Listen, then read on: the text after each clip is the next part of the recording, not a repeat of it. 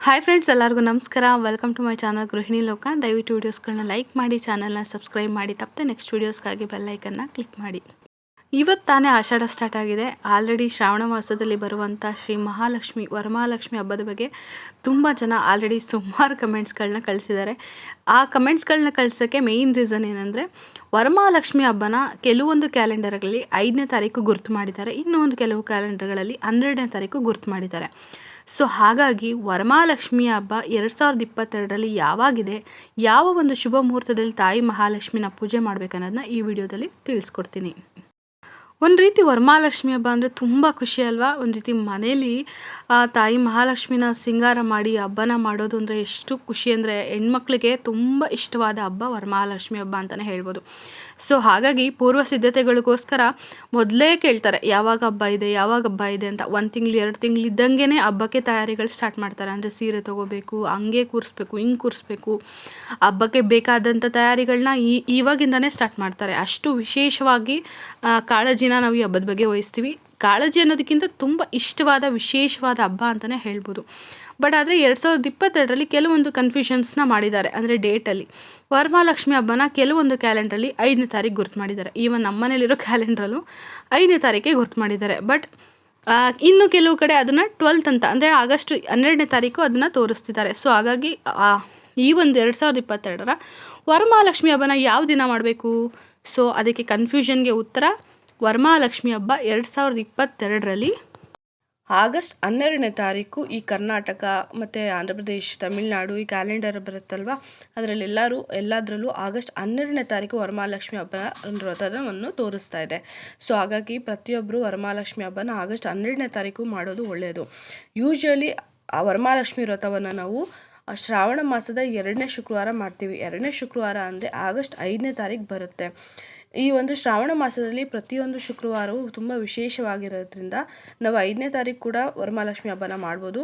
ಅಥವಾ ವಿಶೇಷವಾದ ಹುಣ್ಣಿಮೆ ದಿನ ಆಗಿರೋದ್ರಿಂದ ಆಗಸ್ಟ್ 12ನೇ ತಾರೀಕು ಕೂಡ ಈ ಒಂದು ವ್ರತನ ಮಾಡ್ಬೋದು.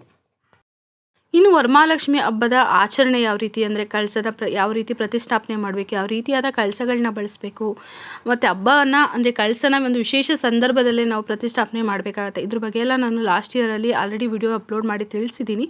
ಈ ವರ್ಷನೂ ನಾನು ಸಾಧ್ಯ ಆದಷ್ಟು ಎಲ್ಲ ಮಾಹಿತಿನ ಸ್ಟೇಜ್ ಬೈ ಸ್ಟೇಜ್ ನಾನು ನಿಮಗೆ ತಿಳಿಸ್ತಾ ಬರ್ತೀನಿ. ಬಟ್ ಈ ಒಂದು ವಿಡಿಯೋದಲ್ಲಿ ಇನ್ನೊಂದು ಮಾಹಿತಿನ ನಿಮಗೆ ತಿಳಿಸೋಕ್ಕೆ ಇಷ್ಟಪಡ್ತೀನಿ. ಈ ವರ್ಷದಲ್ಲಿ ತುಂಬ ವಿಶೇಷವಾದ ಲಗ್ನಗಳಲ್ಲಿ 3 ಪೂಜೆನ ನಾವು ಮಾಡಬೇಕಾಗತ್ತೆ. ಯಾಕಂದರೆ ತುಂಬ ಅದ್ಭುತವಾದ ಮುಹೂರ್ತ ಇದು.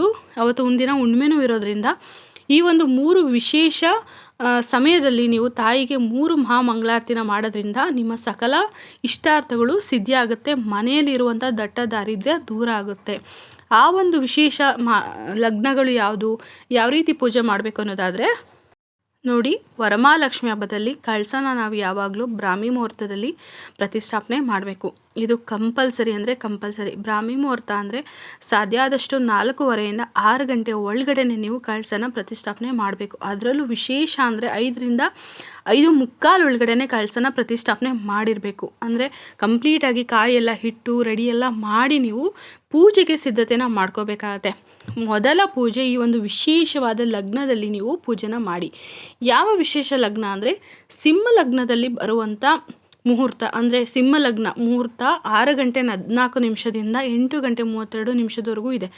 ಈ ಒಂದು ವಿಶೇಷವಾದ ಲಗ್ನದಲ್ಲಿ ನೀವು ಮೊದಲ ಪೂಜೆನ ತಾಯಿಗೆ ಅರ್ಪಿಸಬೇಕು. ಸೊ ಕಳಸ ಎಲ್ಲನೂ ಪ್ರತಿಷ್ಠಾಪನೆ ಮಾಡಿ 6 ಗಂಟೆ ಒಳಗಡೆ ರೆಡಿ ಮಾಡಿಟ್ಕೊಂಡ್ರೆ ನೀವು 6 ಗಂಟೆ 14 ನಿಮಿಷದಿಂದ 8:15ವರೆಗೂ ಸಲ್ಲುವಂಥ ಒಂದು ವಿಶೇಷವಾದ ಸಿಂಹ ಲಗ್ನದಲ್ಲಿ ತಾಯಿಗೆ ಮೊದಲ ಪೂಜೆನ ನೀವು ಸಲ್ಲಿಸಿ. ಇನ್ನು 2ನೇ ಪೂಜೆನ ನೀವು ಒಂದು ವೃಶ್ಚಿಕ ಲಗ್ನದಲ್ಲಿ ಮಾಡಬೇಕಾಗತ್ತೆ. ಈ ಒಂದು ಲಗ್ನದ ಸಮಯ ಬಂದು ಮಧ್ಯಾಹ್ನ 1 ಗಂಟೆ 7 ನಿಮಿಷದಿಂದ 3 ಗಂಟೆ 26 ನಿಮಿಷದವರೆಗೂ ಇರುತ್ತೆ. ಸೊ ಮಧ್ಯಾಹ್ನ ಒಂದು ಪೂಜೆ ನಾವು ಮಾಡಲೇಬೇಕಲ್ವಾ. ಕೆಲವೊಬ್ಬರು ಪ್ರಸಾದನ ನಿಧಾನವಾಗಿ ರೆಡಿ ಮಾಡ್ತಾರೆ, ಒಬ್ಬಟ್ಟು ಎಲ್ಲನೂ ಮಾಡಬೇಕು ಅಂದರೆ ಲೇಟ್ ಆಗುತ್ತಲ್ಲ. ಅಂಥವರು ಈ ಒಂದು ವಿಶೇಷ ಸಮಯದಲ್ಲಿ ಪ್ರಸಾದನ ತಾಯಿಗೆ ನೈವೇದ್ಯವಾಗಿ ಇಟ್ಟು ಈ ಒಂದು ವಿಶೇಷ ಲಗ್ನದಲ್ಲಿ ನೀವು 2ನೇ ಪೂಜೆನ ತಾಯಿಗೆ ಸಲ್ಲಿಸಿ. ಇನ್ನು 3ನೇ ವಿಶೇಷವಾದ ಪೂಜೆ ಅಂದರೆ ಕೊನೆ ಪೂಜೆ ಅಂತಲೂ ಹೇಳ್ಬೋದು. ಯಾರಿಗೆ ಅಂದರೆ ಒಂದೇ ದಿನಕ್ಕೆ ಕಳಸನ ಇಟ್ಟಿರ್ತೀರ ನೋಡಿ, ಅಂದರೆ ಒಂದೇ ದಿನಕ್ಕೆ ಹಬ್ಬನ ಮಾಡೋರಿಗೆ. ಅಂದರೆ ಬೆಳಿಗ್ಗೆ ಕಳಸ ಇಟ್ಟು ನಾವು ರಾತ್ರಿ ಪೂಜೆ ಮಾಡಿ ಮುಗಿಸಿ ಕಳಸನ ಅಲುಗಾಡಿಸಿ ಇಡಬೇಕಾಗತ್ತೆ. ಅಂದರೆ ನೆಕ್ಸ್ಟ್ ಡೇ ಕಳಸನ ತೆಗಿಬೇಕು, ನಾವು ಒಂದೇ ದಿನಕ್ಕೆ ಹಬ್ಬನ ಮಾಡ್ತೀನಿ ಅನ್ನೋರು 3ನೇ ಪೂಜೆನ ಯಾವಾಗ ಮಾಡಬೇಕು ಅಂದರೆ ಕುಂಭ ಲಗ್ನದಲ್ಲಿ ಮಾಡಬೇಕು. ಅದು ಯಾವಾಗ ಬರುತ್ತೆ ಅಂದರೆ ರಾತ್ರಿ 7:12 8:40 ನಿಮ್ಮ 3ನೇ ಪೂಜಾ ವಿಶೇಷ ಲಗ್ನ ಇದೆ. ಈ ಒಂದು ಸಮಯದಲ್ಲಿ ತಾಯಿಗೆ ಮಹಾಮಂಗಳಾರತಿನ ಮಾಡಿ ಒಂದು ಕೆಂಪಾರತಿ ಎಲ್ಲನ ಮಾಡಿ ನಿಮ್ಮ ಒಂದು ಕಳಸನ ಅಲುಗಾಡಿಸೋದಕ್ಕೆ ಒಂದು ವಿಶೇಷವಾದ ಲಗ್ನ ಅಂತಲೇ ಹೇಳ್ಬೋದು. ಸೊ ಹಾಗಾಗಿ ಒಂದು ದಿನಕ್ಕೆ ಯಾರು ತಾಯಿ ಮಹಾಲಕ್ಷ್ಮಿಯ ವ್ರತವನ್ನು ಮಾಡ್ತೀರಾ ಅಂಥವರು 3ನೇ ಪೂಜೆನ ಈ ಒಂದು ವಿಶೇಷ ಲಗ್ನದಲ್ಲಿ ಸಲ್ಲಿಸಿ ಖಂಡಿತ ನಿಮ್ಮ ಒಂದು ಇಷ್ಟಾರ್ಥ ಸಿದ್ಧಿಯಾಗುತ್ತೆ. ನಾನು ಲಾಸ್ಟು ಇಯರಲ್ಲೇ ವರಮಹಾಲಕ್ಷ್ಮಿ ಹಬ್ಬದ ಬಗ್ಗೆ ಕೆಲವೊಂದು ಮಾಹಿತಿನ ಕೊಟ್ಟಿದ್ದೆ. ಅಂದರೆ ಕೆಲವೊಂದು ವಿಶೇಷ ಲಗ್ನದಲ್ಲೇ ತಾಯಿಗೆ ಪೂಜೆನ ಮಾಡೋದು ತುಂಬ ವಿಶೇಷ. ನಾವು ಯಾವಾಗಲೂ ಪ್ರಸಾದ ಮಾಡ್ತೀವಿ, ಆವಾಗ ತೊಗೊಂಡೋಗಿ ಟೈಮಲ್ಲಿ ನಾವು ಪ್ರಸಾದನ ಇಡೋದು, ಸುಮ್ಮನೆ ಗಂಟೆ ಅಳ್ಳಾಡಿಸಿ ಕಡ್ಡಿಯಿಂದ ಪೂಜೆ ಮಾಡೋದು ಮಾಡಬಾರ್ದು. ತಾಯಿಗೆ ಅದರದೇ ಆದ ವಿಶೇಷ ರೀತಿಯಲ್ಲಿ ತಾಯಿಗೆ ಪೂಜೆನ ಮಾಡೋದು ತುಂಬ ಇಂಪಾರ್ಟೆಂಟು. ಸೊ ಹಾಗಾಗಿ ನೆಕ್ಸ್ಟ್ ವಿಡಿಯೋಸ್ಗಳಲ್ಲಿ ನಾನು ಈ ಒಂದು ಹಬ್ಬದ ಬಗ್ಗೆ ಕೆಲವೊಂದು ಮಾಹಿತಿನ ಡೀಟೇಲ್ಸ್ ಆಗಿ ನಿಮಗೆ ತಿಳಿಸ್ಕೊಡ್ತೀನಿ. ಸೊ ಕನ್ಫ್ಯೂಷನ್ ಮಾಡ್ಕೋಬೇಡಿ. ಶ್ರಾವಣ ಮಾಸದ ಪ್ರತಿಯೊಂದು ಶುಕ್ರವಾರ ತುಂಬ ವಿಶೇಷ. ಅದರಲ್ಲೂ ಕೆಲವೊಂದು ಶುಭ ಲಗ್ನಗಳು ಮುಹೂರ್ತಗಳನ್ನ ನೋಡಿಕೊಂಡು ಇವರ ವ್ರತವನ್ನು ಯಾವ ಒಂದು ದಿನ ಮಾಡಬೇಕೆಂದನ್ನು ನಿಗದಿ ಮಾಡಿರ್ತಾರೆ. ಸೊ ಹಾಗಾಗಿ ಪ್ರತಿಯೊಂದು ಒಂದು ವೆಬ್ಸೈಟ್ಗಳಲ್ಲೂ ನಾವು ಚೆಕ್ ಮಾಡೋದಾದರೆ ಆಗಸ್ಟ್ 12ನೇ ತಾರೀಕು ವರಮಹಾಲಕ್ಷ್ಮಿ ಹಬ್ಬನ ತೋರಿಸ್ತಾ ಇದೆ. ಸೊ ಹಾಗಾಗಿ ಈ ಒಂದು ವರಮಹಾಲಕ್ಷ್ಮಿ ಹಬ್ಬನ ಆಗಸ್ಟ್ 12ನೇ ತಾರೀಕು ನಾವು ಸೆಲೆಬ್ರೇಟ್ ಮಾಡೋದು ಒಳ್ಳೆಯದು.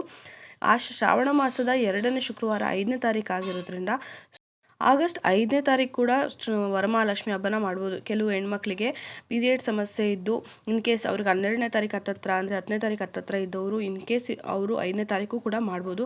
ಅಥವಾ 5ನೇ ತಾರೀಕು ಸರೌಂಡಿಂಗ್ ತೊಂದರೆ ಇದ್ದವರು ಕೂಡ 12ನೇ ತಾರೀಕು ಕೂಡ ಮಾಡ್ಬೋದು. ಬಟ್ ಮುಖ್ಯವಾಗಿ ಅಂದರೆ 90% ಈ ಒಂದು ವ್ರತನ 12ನೇ ತಾರೀಕು ಮಾಡೋದು ತುಂಬ ವಿಶೇಷವಾದ ಹುಣ್ಣಿಮೆ ದಿನ ಆಗಿರೋದ್ರಿಂದ ಅವತ್ತೊಂದು ದಿನವೇ ವರಮಹಾಲಕ್ಷ್ಮಿ ಹಬ್ಬನ ಮಾಡೋದು ವಿಶೇಷ. ಇದು ನನ್ನ ಅನಿಸಿಕೆ. ನಾನು ಕಲೆಕ್ಟ್ ಮಾಡಿರೋ ಮಾಹಿತಿ ಪ್ರಕಾರ ವರಮಹಾಲಕ್ಷ್ಮಿ ಹಬ್ಬನ ಆಗಸ್ಟ್ 12ನೇ ತಾರೀಕು ಎಲ್ಲೆಡೆ ಸೆಲೆಬ್ರೇಟ್ ಮಾಡ್ತಾ ಇದ್ದಾರೆ. ಇನ್ ಕೇಸ್ ಯಾರಾದರೂ ಈ ಒಂದು ಚರ್ಚೆಗಳನ್ನ ಮಾಡ್ತಾರಲ್ವ 5ನೇ ತಾರೀಕು 12ನೇ ತಾರೀಕು ಅಂತ, ಇನ್ ಕೇಸ್ ಆ ರೀತಿ ಏನಾದರೂ ಎಲ್ಲೆಡೆ ಒಂದೇ ಸಮಯದಲ್ಲಿ ಹಬ್ಬನ ಮಾಡಬೇಕು ಅಂತ ಏನಾದರೂ ಚರ್ಚೆಗಳಾಗಿ 5 ಅಥವಾ 12ನೇ ತಾರೀಕು ಯಾವುದು ಅಂತ ಏನಾದರೂ ನಿಗದಿಪಡಿಸಿದ್ರೆ ಖಂಡಿತ ನಾನು ನಿಮಗೆ ಡೇಟ್ನ ತಿಳಿಸ್ಕೊಡ್ತೀನಿ. ಮೇ ಬಿ ಆಲ್ಮೋಸ್ಟ್ ಎಲ್ಲ ಕಡೆ ಗೊತ್ತಾಗುತ್ತೆ. ಬಟ್ ಆದರೆ ಇವತ್ತಿನ ದಿನದ ಮಾಹಿತಿ ಪ್ರಕಾರ, ನಾನು ಕಲೆಕ್ಟ್ ಮಾಡಿರೋ ಮಾಹಿತಿ ಪ್ರಕಾರ ವರಮಹಾಲಕ್ಷ್ಮಿ ಹಬ್ಬನ ಎಲ್ಲೆಡೆ ಆಗಸ್ಟ್ 12ನೇ ತಾರೀಕು ಸೆಲೆಬ್ರೇಟ್ ಮಾಡ್ತಾ ಇದ್ದಾರೆ. ಸೊ ಇವತ್ತು ನಾನು ಕೊಟ್ಟಿರೋಂಥ ಮಾಹಿತಿ ನಿಮ್ಗೆ ಇಷ್ಟ ಆದರೆ ವಿಡಿಯೋನ ಲೈಕ್ ಮಾಡಿ. ದಯವಿಟ್ಟು ಇದು ನಾನು ಕಲೆಕ್ಟ್ ಮಾಡಿರೋಂಥ ಮಾಹಿತಿ ಪ್ರಕಾರ ನಾನು ನಿಮಗೆ ಡೇಟ್ನ ಹೇಳ್ತಾ ಇರೋದು. ಸೊ ಇನ್ಫಾರ್ಮೇಷನ್ ಇಷ್ಟ ಆದರೆ ವಿಡಿಯೋನ ಲೈಕ್ ಮಾಡಿ, ಚಾನಲ್ನ ಸಬ್ಸ್ಕ್ರೈಬ್ ಮಾಡಿ. ವಿಡಿಯೋ ನೋಡಿದ್ದಕ್ಕೆ ಧನ್ಯವಾದಗಳು.